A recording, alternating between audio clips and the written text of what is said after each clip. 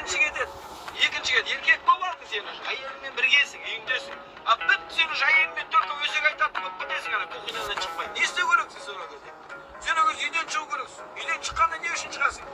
тірлікпен шықтың ол бөлек әңгіме ол да сол коммерция ақша ол да бала шағаның әңгімесі сен шықтың саятшылыққа кеттің міне бір мылтығыңды асындың бір асынды ма ерттің да уже сен бар ғой ана қырғауылшаны ғой да сен қырғауылды айтып отырсың елік ана нені айтып отқан жоқ қырғауылша топ еткіздің ба сенде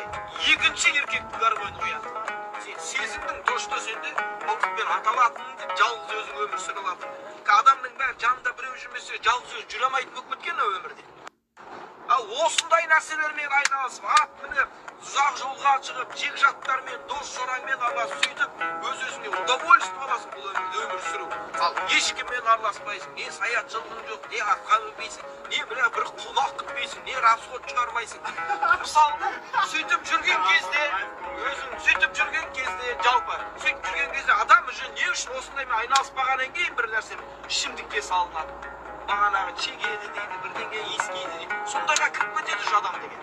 неге өйткені айналысатын нәрсе ақша табады енді не істеймін дейді ол соны істейді пивамен сырласып отырады бір мылтық бір ит бір автокөлік қой енді қазір ат керек жігіт адам кейбіреулер айтады таңғаламын еркектер саятшылыққа аңшылыққа қызықпаймын дейді адам айтамын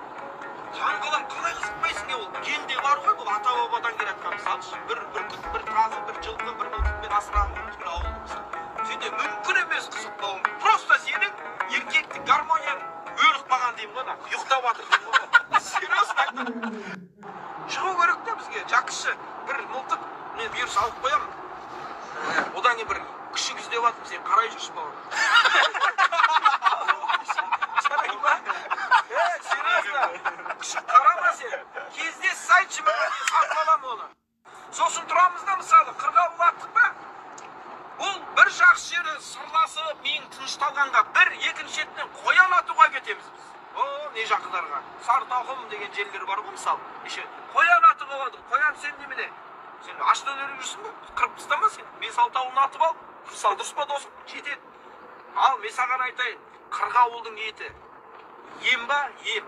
ол тамырды жейді шөп сен сияқты адам сияқты да жарақ ішпейді ол қоянның мысалы бар ғой шөптің тамырын ғана жейді қояның шын айтамын қоянның еті менде мысалы үйде 7 қоян тұрды 4 қырғауыл тұр 2 қаз тұр мысалы жақсы соларды неғып атпайсың енді соларды неғып атпайсың мен атып алып келгенмін оны